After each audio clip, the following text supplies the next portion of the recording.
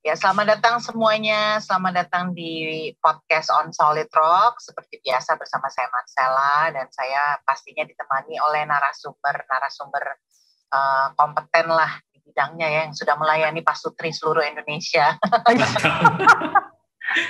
Amin. Ya. Amin. Ya, aminin aja. Amin. Dan, Indonesia dan internasional ya. Ada Pak Jim dan Bu Ros kita, the dynamic duo. Selamat datang Pak Jim, Bu Ros. Thank you for memberikan waktunya buat kita di sini ya. Nah, sekedar mau mengingatkan untuk yang baru saja bergabung, baru pertama kali mungkin ya mendengarkan kita atau udah lama nggak mendengarkan kita. Nah, hari ini topiknya kan Love in Four Seasons, part 1. Jadi ada 2 parts ya. Yang ini part 1. Kenapa sih namanya Love in Four Seasons? Nanti aku akan tanya sama Bu Ros kita ya. Tapi before that, I wanna inform pendengar-pendengar kita bahwa Love in Four Seasons ini termasuk di seri The World of Marriage. Pastinya dengan judul The Real World of Marriage, The Real World of Marriage ya. The real world, bukan tipu-tipu tapi the real world of marriage. Yang benerannya. Yang benerannya. Nah, kalau misalnya belum pernah mendengarkan atau pengen tahu isu-isu yang sudah dibahas oleh kita, silakan dengarkan episode-episode di seri The Real World of Marriage sebelumnya ya. Yang baru-baru ini kan ada yang how to deal with in-laws atau ipar, mertua. Nah, itu kan yang cukup sering dialami oleh para pasutri ya. Ada juga tentang social boundaries ya. Pergaulan gitu. Gimana sih kalau udah menikah dan lain-lainnya. Jadi kalau mau tahu silakan di previous episode sebelumnya di seri The Real World of Marriage. Oke. Alright, as I mentioned before, kan topiknya kali ini terbagi jadi 2 bagian. Yang kali ini adalah episode pertama, Love in Four Seasons. Nah, kenapa sih Bu Ros dinamakan Love in Four Seasons? Love in Four Seasons, ya. Cinta di 4 musim gitu ya kalau diterjemahkan. Ya, kalau perjalanan pernikahan itu kan ibaratnya ada senang, ada susah, ada sedang-sedang aja senangnya gitu, ada yang senang banget. Jadi itu ibaratnya musim-musim dalam kehidupan lah. Kalau ambil Four Seasons itu kan ada biasanya mulai summer ya. Panas. Summer, habis summer, winter, kemudian habis summer ada autumn dulu, terus ada winter, kemudian spring gitu. Jadi ya di dalam perjalanan kehidupan pernikahan juga seperti itu. Kalau judulnya ini kenapa jadi Love in Four Seasons ya, kadang-kadang beda dengan alam ya. Di pernikahan itu bisa summer sama winter bisa barengan. Terus bulannya nggak bisa diprediksi lagi ya Bu? Nggak bisa diprediksi kapan aja. September itu. Gitu. Jadi ya. Lebih susah ya. Nanti mungkin dari diskusi obrolan berikutnya bisa kebayang gitu yang dimaksud summer but at the same time winter. Gitu. Nah kalau yang kita mau omongin kali ini masuknya season apa nih Bu? Kira-kira spoiler. Apakah ini termasuk mix season? Summer sama winter ya Pak ya. Oh ini summer dan winter. Lebih banyak winternya. Lebih banyak winternya kelihatannya. Oke. Pasti pada penasaran ya. Maksud apa episode yang mau dibahas kali ini. Oke. Nah kita masuk ke obrolan kita Bu Ros sama Pak J. Silakan. Ini adalah part atau bagian pertama dari Love in Four Seasons.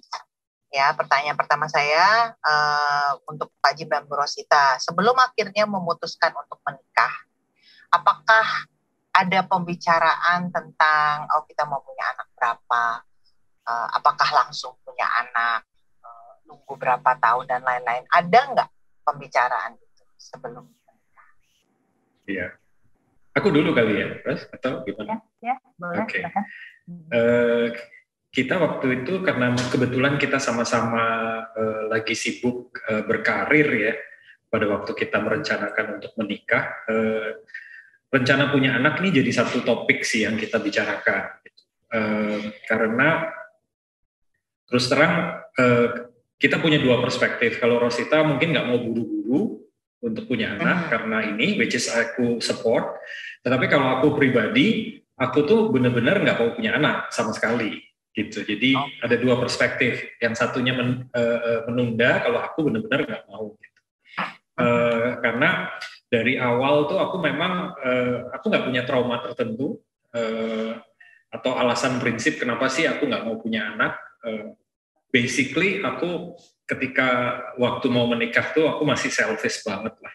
Jadi this is very selfish reason. Gitu. Aku pokoknya nggak mau direpotkan dengan segala urusan anak.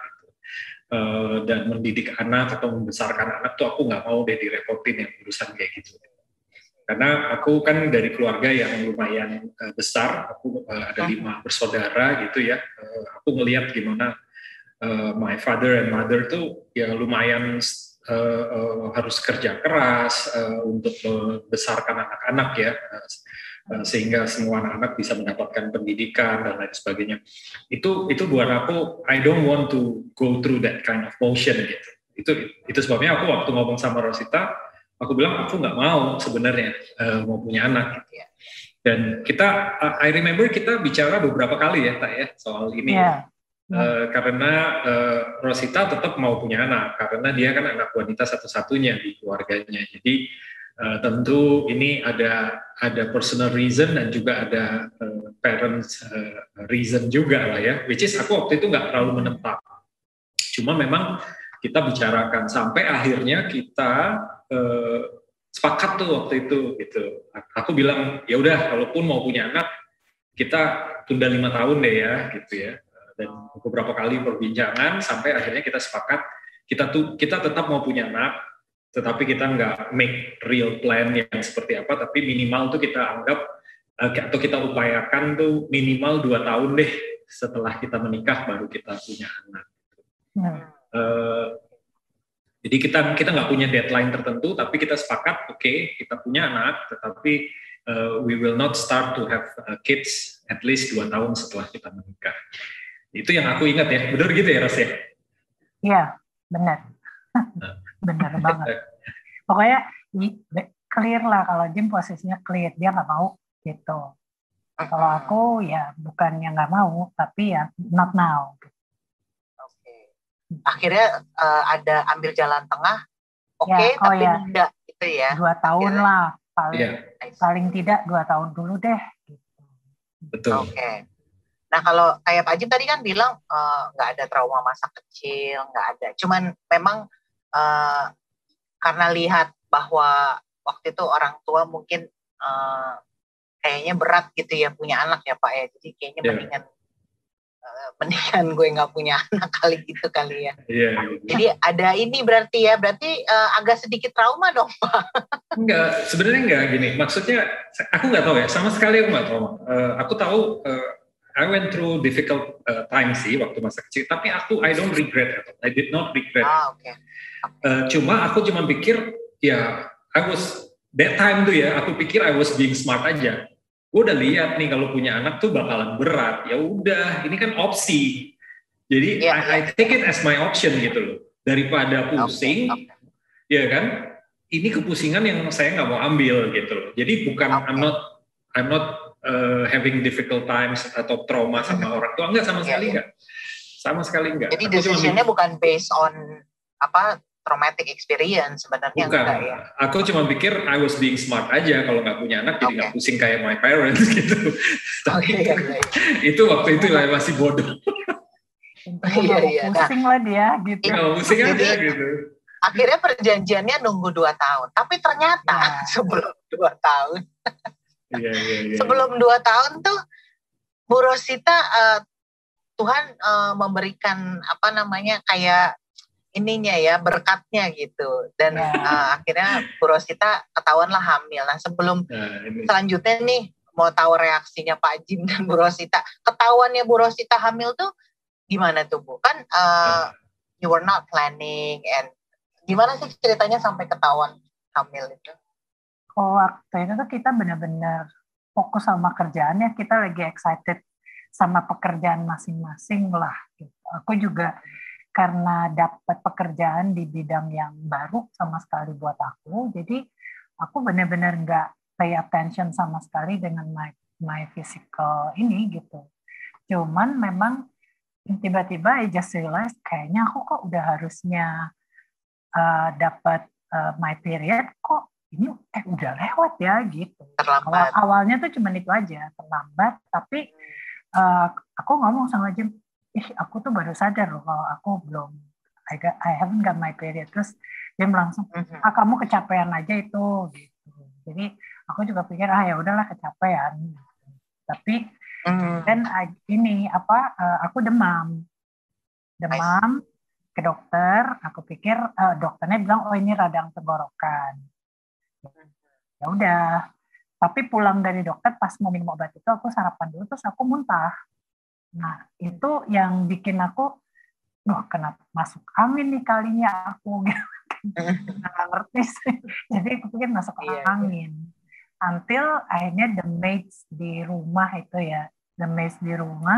yang memang lagi kebetulan ada di kamar bersihin kamarku, dia bisik-bisik sama temennya pakai bahasa. Ini kejadiannya kita ada di Myanmar nih, sama-sama kerja di Myanmar. Jadi maid itu bisik-bisik bahasa yang bikin aku curiga, itu apa sih ini orang kok ngomong-ngomong gitu sambil ngeliatin aku gitu.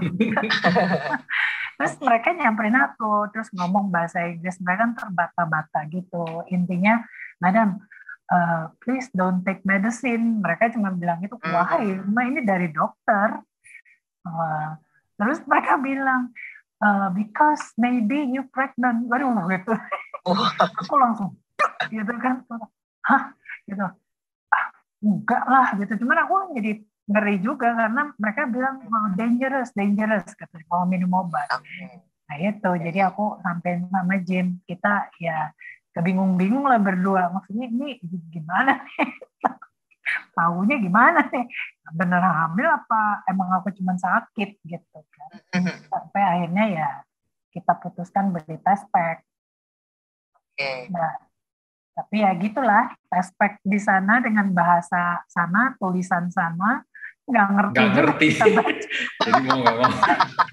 Jadi hasilnya keluar, tapi pakai bahasa Myanmar, jadi bingung ya. Nggak ngerti, aku juga nggak pernah kan gitu-gitu. Jadi baru pertama kita berdua tuh, bener-bener deh kayak kalau ada candid video tuh lucu banget karena ini apa ya? Jadi sebenarnya hamil apa nggak ngerti. Karena bahasanya bahasa Myanmar. Iya, bahasa sana, huruf sana juga gitu kan. Oke. Jadi akhirnya ya udah kita putusin ke dokter karena ternyata aku baru realize udah 10 hari aku terlambatnya itu. Ke dokter ya itu di dokter itu akhirnya tahu konfirmasi hamil. Nah, Bu Rosita kan tahu Pak Jim, maksudnya you know how he felt about having kids dan rencananya memang mau nunda. Nah, apa yang terbersit di pikiran Bu Rosita pada saat itu ketika dokter bilang congratulations gitu. Congratulations, you're pregnant gitu. Aku bengong aja karena I try to digest kali ya, beneran ini bener gitu karena my feeling sih saat itu terus terang panik karena aduh gimana ini gitu kan. Tapi ya at the same time namanya wanita ya, at the same time juga kayak amazed gitu, aku hamil loh gitu ya. Kayak it's like I'm a complete woman gitu. Jadi mixed feeling banget pada saat itu ya, pada poin itu. Nah, ketika harus balik ke kantor itu untuk lapor sama Jim tuh, ya mulailah. Ngeri-ngeri sedap ya, Bu. Waduh, ini Bapak Jim bagaimana reaksi. Jadi campur aduk. Pak Jim pas tahu nih, Bu Rosita. Jadi ya memang Rosita dengan segala mixed feelingnya dia juga, cuman kan dia tidak negatif lah gitu. Dia mungkin kalau aku boleh pakai istilah sekarang itu ya, dia lebih excited dari ketimbang kebingungan gitu ya. Memang kebingungannya ada, tapi mungkin presentasi excitementnya lebih besar. Jadi dia datang ke kantor waktu itu, di pintu kantor, terus dia cuma bilang, guess what, I'm pregnant. Aduh. Tapi my reaction waktu itu sangat negatif. Ini karena harus disensor kali ya kata-katanya nanti ya. Nggak boleh keluar di podcast. Kata-kata gitu. Ini berarti kata-kata sumpah serapah gitu ya Pak? Nggak completely sumpah serapah lah, swearing lah. Swearing. Aku basically aku nggak ready gitu. Aku nggak bisa mikir sama sekali. Nah kebenaran waktu itu kan it was a week of hotel opening gitu. Jadi ya mungkin itu bisa jadi satu alasan ya untuk aku nggak mau langsung bicarain soal itu. Tapi my reaction was very negatif sebenarnya. Dan aku reaksi negatif itu bukan aku simpan di dalam hati, itu keluar dalam bentuk kata-kata, dan juga I wasn't supporting my wife at all sih. Aku nggak nanya kamu gimana dan lain sebagainya. I was so busy dengan my own perasaan dan juga kekhawatiran dan kepusingan gitu ya di tengah-tengah pressure pekerjaan pre-opening. Jadi aku cuman kebayang, aduh nih bakalan ribet nih gitu ya. Dan bahkan waktu itu aku nggak ngelihat itu sebagai prioritas deh, udahlah pokoknya nanti aja lah gitu ya. Aku akan deal, cuman nanti aku yang nentuin kapan aku mau deal mengenai ini. Gitu. Karena basically I was not ready to change my priorities. Gitu. Itu sih. Jadi ya lumayan menyedihkan sebenarnya buat Rosita. Kalau boleh diulang, mungkin aku akan ulang juga tuh that part tuh, aku bakalan ulang dan memperbaiki. Karena wasn't that nice. My reaction wasn't that nice. Karena perjanjiannya 2 tahun, ternyata less than 2 years sudah ini udah terjadi. Iya. Nah, setelah kejadian itu, maksudnya setelah mengetahui bahwa Bu Rosita hamil, ada pembicaraan khusus antara Pak Jim dan Bu Rosita kayak okay, what we're gonna do, atau sempat ada perbincangan itu nggak Pak Jim? Nggak ada sama sekali karena Jim langsung shutdown. Iya, aku shutdown completely mengenai kehamilan itu. Jadi dan memang lagi sibuk juga ya Pak pada saat itu ya. Ya, kesibukan itu become a convenient reason aja gitu kan. Jadi lari ke situ lah. Aku benar-benar consume sama pekerjaan, sama my own anxiety of become a father. Itu benar-benar itu. Jadi buat aku ya udah, aku nggak mau ngomongin aja. Dan itu berat banget sih buat Rosita ya, karena setelah itu aku sama sekali nggak mendampingi dia rutin ke rumah sakit untuk periksa gitu kan ada regular check gitu. Aku sama sekali nggak nemenin. I don't even wanna know her schedule gitu. Iya. Jadi benar-benar totally overlook. Iya benar-benar shutdown. Benar-benar shutdown. Pokoknya kalau udah masalah itu udah nggak mau berkomunikasi, nggak mau bicara gitu kalau saya. Nah, your relationship ada perubahan nggak Bu Rosita sama Pak Jim atau biasa-biasa aja? Secara ini kita nggak ada masalah, maksudnya. Nggak ada masalah. Aku nggak benci istriku, aja. Cuma aku juga nggak ini ya, maksudnya from my side pun. Karena tahu gitu, the reason why Jim sikapnya kayak gitu. It's not that dia benci aku atau gimana, tapi I know dia in fear banget, dia lagi dalam ketakutan dan kebingungan banget. Jadi aku juga nggak take it ke perasaan gue tuh enggak. Karena ya kalau aku flashback sekarang gitu, lihat situasi seperti itu ya aku tahu banget itu Tuhan lah yang udah atur semuanya, karena di saat Jim shutdown itu aku juga nggak ngerasa sendirian karena the mates di rumah tuh ada tukang masak, ada yang bersih gitu, mereka tuh very aku tuh udah kayak, padahal mereka masih muda ya tapi udah nikah, udah punya aku udah kayak adiknya mereka banget di ini mau makan apa. Nah kemudian ada sopirku tuh, sopir dari kantor gitu ya, tapi he's a father of 2 gitu, masih muda juga. Tapi dia benar-benar kalau aku boleh bilang ya Tuhan sediain aku orang-orang untuk take care aku.